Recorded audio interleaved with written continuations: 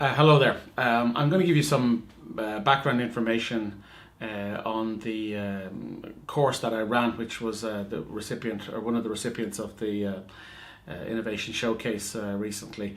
I've developed a course. It's called Immersive Technologies for Business, and the idea behind the course is to give students at in the business college here, particularly those at level 9 currently, an opportunity to explore how immersive technologies are likely to impact on the world of business. So when we talk about immersive technologies, it's probably worth distinguishing between the two main types of immersive technology, namely augmented reality and virtual reality. So augmented reality denotes the use of technology using a handheld device, typically a mobile phone or a tablet, maybe in the future also wearable devices, glasses, which allow you to overlay on the real world some digital information. That could be information as simple as automatically translating from one language to another. It could also be annotating what you see in terms of signage, or it could be, for example, annotating if you look through a handheld device at a building. It might tell you the name of the building, might give you opportunities using a touch screen on your tablet or your phone to get more information, different layers of information to interpret the world. It can also allow you to see three-dimensional objects in front of you, so you can visualize using augmented reality. So for example, seeing what a sofa, a settee or a chair might look like in situ in the real world, in real space. So augmented reality is where you overlay something on the digital world, but on the real world rather, but you're still in the real world. Virtual reality is where you totally immerse yourself using a head device, a virtual reality headset, which allows you to effectively transport yourself to a virtual environment. And the extent to which you can make that transportation seem real is what we call presence, and that can be facilitated, of course, greatly by adding to the visual exclusion of the real world by, for example, adding audio, and increasingly adding the ability to sense virtual objects using what we call haptic technology, such as haptic gloves, for example.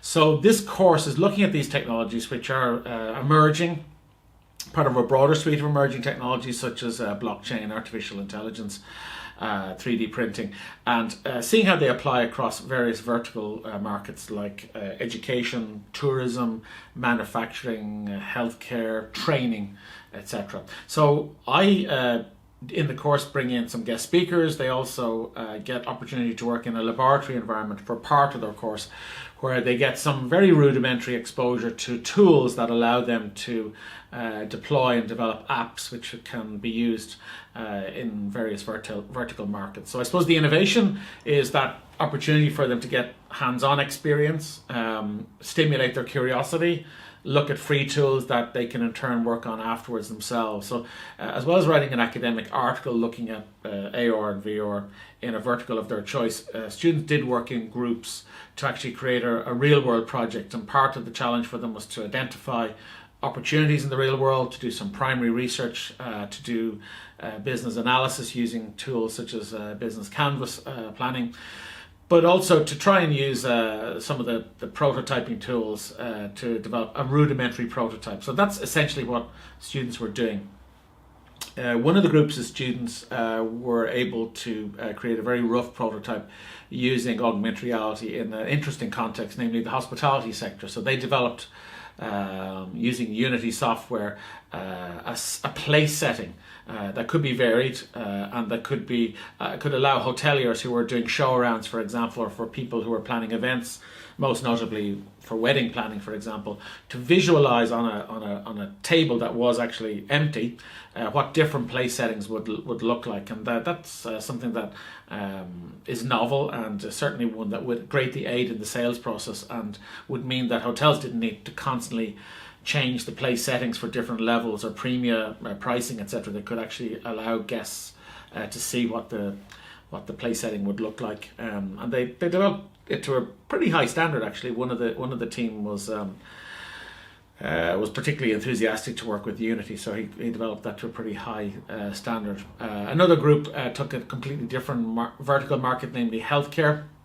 They came up with the idea of using the time that a lot of people have in waiting rooms in hospitals and doctors' surgeries more effectively. So they came up with the idea of creating posters which would be around areas such as CPR in particular, and using the poster and an app that they developed, people could, in their time while they were waiting, scan the app effectively and see in 3 dimensions how to actually perform CPR. So very practical use of the technology in a particular context, and the business model around that was actually to look at how probably the HSE would fund this so that it could be used in, as I say, hospitals and surgeries. And the learning theory around AR and VR, which I haven't gone into in this video, is very powerful, very compelling. There's a lot of interesting international research that shows that people's recall of information when they're either in a virtual world or in an augmented world is significantly higher than if they take that information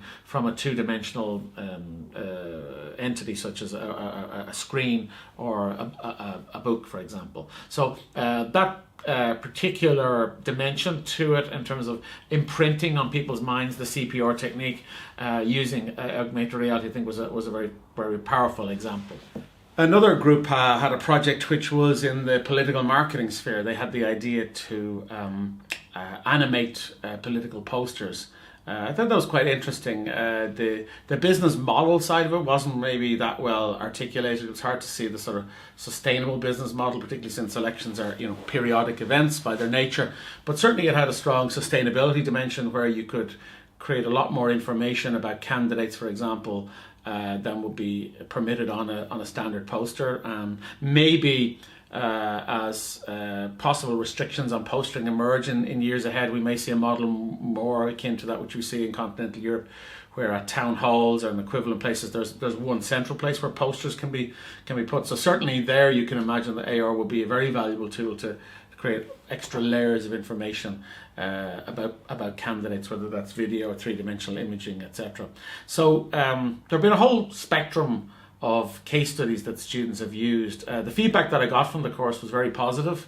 I think that it was their first exposure to the technology, and particularly the opportunity to spend some time in a lab, about half a day in a lab, to actually work on these tools and to actually see that whilst they couldn't get proficient in that time, they really had a sense of ownership and a sense of making progress. And I think that that's what this course is designed to do. It's designed to allow the participants to have a degree of confidence when they're in conversation with professionals who are developing these apps in the near future. I think it gave them the lexicon that they need. It also gave them a sense of the time commitment involved and the complexities involved in putting together their tools, and also a good insight into understanding the business case, because that's something that the AR and VR industry itself is grappling with. The reality is that the adoption rate for AR and VR has had many barriers, some of them technical, but certainly one of them has been the paucity of real life case studies that demonstrate an ROI for the technology. So that was my motivation to develop this course. It's not a technical course, as I said at the outset, but it is designed to give students a competency and one that can maybe being complemented by other modules can give them this capacity, which I think is really crucial to understand the interface between business and technology.